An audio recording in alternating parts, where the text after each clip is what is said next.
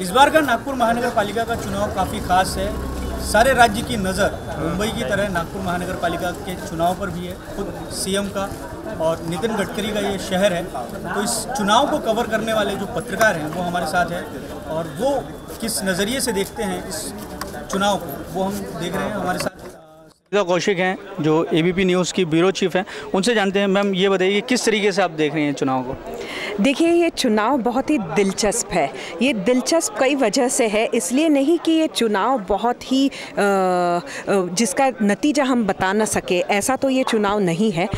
लेकिन फिर भी ये बहुत दिलचस्प इसलिए क्योंकि उपराजधानी है। हम सुबह से देख रहे हैं कि मोहन भागवत जी ने यहाँ पर मतदान किया, देवेंद्र फडणवीस ने यहाँ मतदान करेंगे, नितिन गडकरी ने यहाँ पर मतदान किया। तो बड़े नेता या जिनके तरफ देश देख रहा है वो सारे लोगों का मतदान नागपुर में है। 10 साल से भाजपा की सत्ता है, ऐसे समय में भी नितिन गडकरी और देवेंद्र फडणवीस, इनके नाम पर यहाँ पर मतदान मांगा जा रहा है, मत मांगा जा रहा है। ये भी एक बहुत अहम बात है। तो कहीं ना कहीं इन दोनों की जो प्रतिष्ठा है वो दांव पर यहाँ पर लगी हुई, ना कि महानगर पालिका की। और दूसरी तरफ अगर आप देखेंगे तो शिवसेना का एक भी बड़ा नेता यहाँ पर नहीं आया, महाराष्ट्र नवनिर्माण सेना का बड़ा नेता नहीं आया, साथ ही में राष्ट्रवादी कांग्रेस का कोई बड़ा नेता नहीं आया, और जब से स्याही फेंकी गई तब से कांग्रेस का भी कोई बड़ा नेता यहाँ पर नहीं आया गया। तो इस तरह का ये जो एक अलग माहौल इस चुनाव में बना था, इसमें ऐसा लग रहा है कि क्या बाकी के पार्टियों ने छोड़ दिया, क्या उन्होंने ये समझा है कि हमारे उम्मीदवार जो करेंगे वो करेंगे, और सिर्फ नितिन गडकरी और देवेंद्र फडणवीस इन दोनों का ये चुनाव है। इसलिए ये मुझे लगता है बहुत अहम है। आप लंबे समय से विदर्भ और नागपुर को देख रहे हैं, ये जिस तरीके से नागपुर महानगर पालिका का चुनाव लड़ा जा रहा है, तो मिनी विधानसभा की तौर पर हम नेशनल मीडिया में या स्टेट की मीडिया में देख रहे हैं कि इतना फुटेज कभी नागपुर को नहीं मिला जो इस बार मिल रहा है। बिल्कुल, लेकिन उसकी शायद वजह भी फिर से वही दो नेता है जिनकी ओर पूरे राज्य का ध्यान है, केंद्र का ध्यान है। फंड्स भारी मात्रा में नागपुर में आ रहे हैं और जितने प्रोजेक्ट्स शायद एक शहर में पिछले 2.5-3 साल में अनाउंस हुए और जितना पैसा आया है, शायद उतना पैसा चुनावी राज्यों के अलावा किसी एक शहर में शायद ही इतनी संस्थाएं हो, IIM हो, ये हो, और बाकी भी जो विकास का फंड आया वो शायद कहीं और नहीं आया। इसलिए भी यहाँ पर सबसे ज़्यादा नज़र बनी हुई है। हमारे साथ जी न्यूज़ के अखिलेश हलवे सर हैं। सर ये बताइए किस तरीके से आप देख रहे हैं? काफ़ी इंटरेस्टिंग है इस चुनाव को कवर करना नागपुर महानगर पालिका का। ये देखिए, ऐसा है कि जब से मुंबई में और दिल्ली में जब से नई सरकारें आई हैं, बीजेपी की सरकार आई, तो तब से नागपुर की अहमियत बहुत ज़्यादा तरीके से बढ़ गई है। फिर और लगातार जो केंद्र के मंत्रियों का यहाँ के संघ मुख्यालय में आना, नागपुर का एक बड़ा सेंटर होना, नागपुर पूरे देश का पॉलिटिकल कैपिटल होना, ये कहा जाना, इसलिए नागपुर की अहमियत काफ़ी बढ़ गई है। इसी के चलते नागपुर का चुनाव बहुत अहम पहले से माना जा रहा है, क्योंकि नागपुर में सीएम का आवास है, केंद्रीय मंत्री गडकरी का आवास, संघ मुख्यालय भी यहाँ पे। तो चूँकि काफ़ी सालों से हम लोग कवर कर रहे हैं, इस बार जो एक देख रहे हैं कि जो चुनाव में जो गर्मी नज़र आ रही है वो शायद पहले कहीं नहीं थी। जो पॉलिटिकल इंपॉर्टेंस इस बार जो नज़र आ रहा है वो शायद पहले नहीं था, और इसी के कारण एक नया माहौल, एक नया जुनून नागपुर के इस बार इलेक्शन में दिख रहा है। हमारे साथ राजेश सिंह है यूसीएन न्यूज़ के। सर आप किस तरीके से देखते हैं? देखिए, ये जो चुनाव में जो प्रचार अभियान चला है उसको वो थोड़ा सा ठंडा देखा गया, लेकिन जिस तरह से मतदाताओं में आज सुबह से उत्साह देखा जा रहा है, निश्चित रूप से लोकतंत्र के लिए बहुत अच्छी बात है।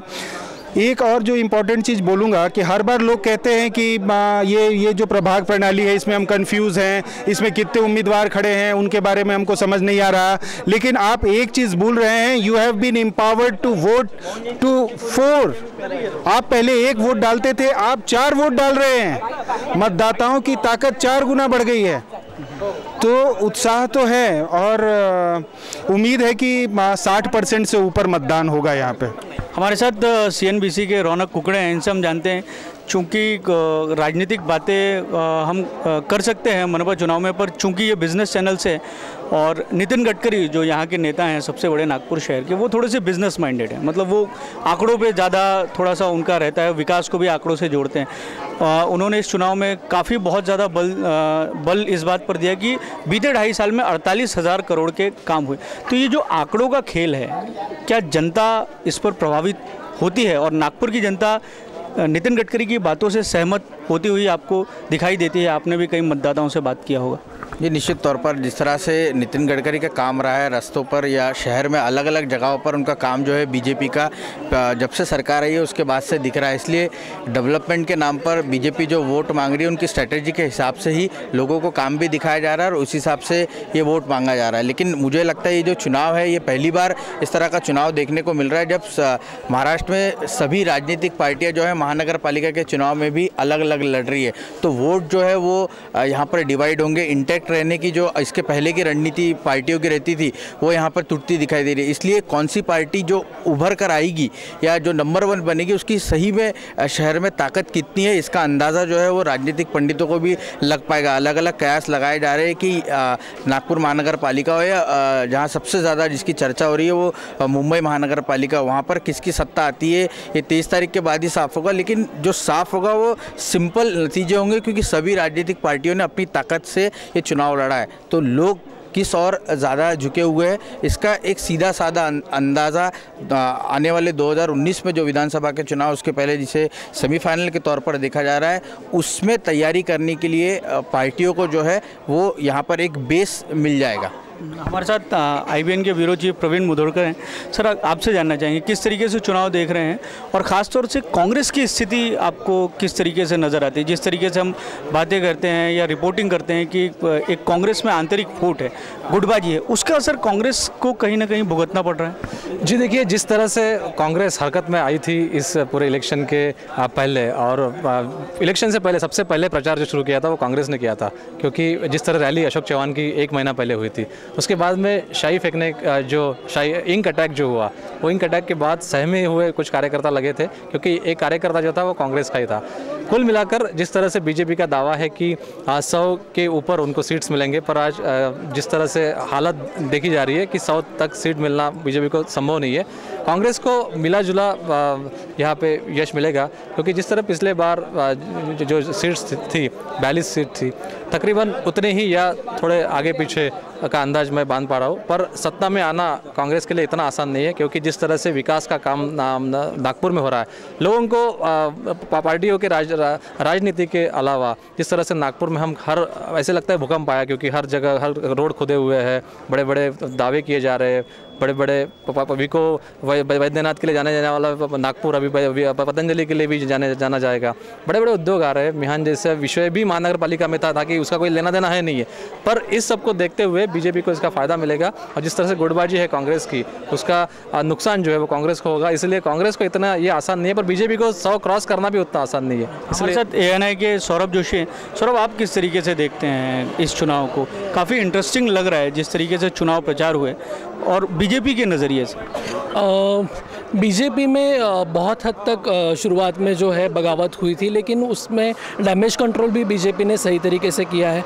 यहाँ के जो पालक मंत्री है चंद्रशेखर बावनकुरे, उनको इसमें लगाया गया था डैमेज कंट्रोल में। काफ़ी हद तक बीजेपी को सफलता मिली है, लेकिन कुछ प्रभाग ऐसे हैं जहाँ लोगों ने बगावत की थी, शुरुआत में फॉर्म भी भरे थे लेकिन वापस ले ली। वो लोग काम में है या नहीं है, वो लोग चुनाव में बीजेपी को मदद कर रहे हैं कि नहीं कर रहे, इस पर सवाल है।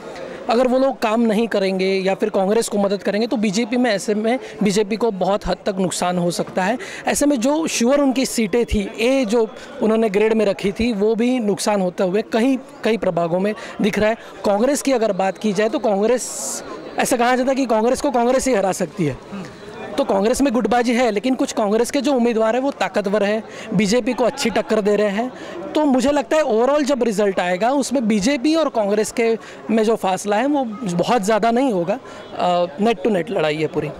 हमारे साथ महाराष्ट्र नंबर 1 से गजानन उमाटे हैं। आपसे जानना चाहेंगे कि आप किस तरीके से इस चुनाव को देखते हैं, और सवाल आपसे ये है कि जिस तरीके से चुनाव प्रचार हुआ और ख़ास तौर से बीजेपी के एंगल से, कांग्रेस के एंगल से, हम इन दोनों दलों की मुख्यतः बात करें क्योंकि फाइट इन दोनों दलों के बीच में सोशल मीडिया का काफ़ी बहुत इस्तेमाल हुआ, इसका इम्पैक्ट होता हुआ दिखाई देता है क्या पब्लिक पे, या पब्लिक किन मुद्दों को आधार बना के मतदान केंद्रों तक अपना जाके मतदान देने वाले? नागपुर का अगर हम सोचें तो 20,93,000 वोटर्स है, उसमें से 8 लाख से ज़्यादा युवा मतदार है। उनका जो एज ग्रुप है वो लेस दैन 40 है, और ये सभी युवा मतदार जो है वो सोशल मीडिया, न्यू मीडिया का इस्तेमाल करती है। तो जो नया दौर है इस मीडिया का, वो उसमें जो प्रचार हो रहा है इसका इम्पैक्ट बहुत ज़्यादा रहेगा।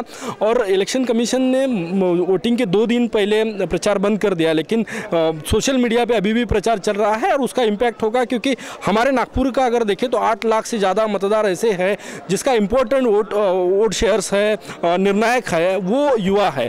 दूसरी बात रही, ये कांग्रेस और भाजपा की यहाँ डायरेक्ट फाइट है, लेकिन छोटे पैमाने पर बीएसपी का भी बड़ा सेक्टर है, क्योंकि 2012 के चुनाव में 3rd लार्जेस्ट पार्टी करके बीएसपी का नाम आया था, 16 नगर सेवक चुन के आए थे। तो ये सब है, लेकिन ये और एक मायने में सबसे इम्पोर्टेंट है, क्योंकि पिछले 25 सालों में महाराष्ट्र में शिवसेना और बीजेपी अलग अलग लड़ रही है, और शिवसेना के लिए ये अपने अस्तित्व की लड़ाई है, क्योंकि नागपुर में शिवसेना ऑलमोस्ट खत्म होने के कगार पर है।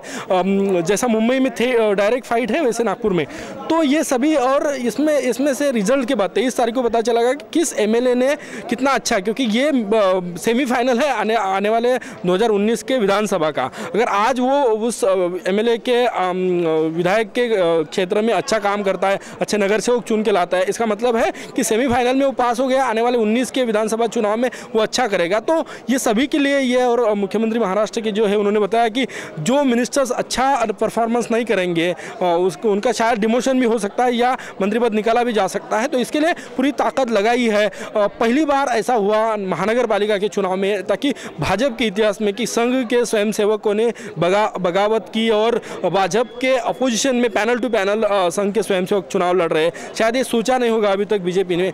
तो ये सब है, इससे बीजेपी को डैमेज हो सकता है। 10 सालों से बीजेपी नागपुर में सत्ता में है, तो एंटी इनकम्बेंसी का भी फटका भाजपा को हो सकता है। उसके ऊपर अगर भाजपा और कांग्रेस की फाइट है, तो कांग्रेस में गुटबाजी ज़्यादा है, इसका फायदा भाजपा को हो सकता है। ये सब है, लेकिन ऐसा जो एनालिसिस है अब तक के चुनाव का या रिस्पांस मिल रहा है, मुझे लगता है कि भाजपा नागपुर में सत्ता में आएगी। हमारे साथ भास्कर.com से विजय ढोले हैं। विजय, आप किस तरीके से देखते हैं चुनाव? ये चुनाव भाजपा के लिए प्रतिष्ठा का बना हुआ है, क्योंकि यहाँ पे जो केंद्र में बैठे हुए सिंगल जो लार्जेस्ट मिनिस्टर है कि नितिन गडकरी, उनका शहर है, खुद मुख्यमंत्री नागपुर से है, तो ये उनके लिए प्रतिष्ठा का चिन्ह बना हुआ है कि यहाँ पे उनको सत्ता दोबारा लाना ही पड़ेगा किसी भी हालत में। मगर यहाँ पे बीजेपी को भारी नुकसान होते हुए दिख रहा है, क्योंकि यहाँ पे शिवसेना भी बड़े जोर जोर से लगे, और इनके जो बागी नेता, जो इनके 3000 लोगों ने फॉर्म लिए थे और 3000 लोगों को नहीं बांट सकते, उसके बाद कुछ लोग बागी है और कुछ लोग बैकडोर से भी निर्दलीय उम्मीदवारों को बीजेपी के लोग सपोर्ट कर रहे हैं, तो इसका नुकसान भाजपा को भारी पैमाने पर होगा। तो ये थे हमारे साथ नागपुर के वो पत्रकार जो नागपुर महानगर पालिका की राजनीति को और इस शहर को काफ़ी लंबे अरसे से कवर करते आए हैं। उन्होंने इन सब से बातचीत में एक बात जो निकली कि काफ़ी इंटरेस्टिंग ये चुनाव है, और कहीं ना कहीं जो भारतीय जनता पार्टी है उसके पक्ष में फिलहाल जाता हुआ दिखाई दे रहा है। और ये तो तय 23 तारीख को ही होगा कि कौन जीतता है, कौन नहीं जीतता है।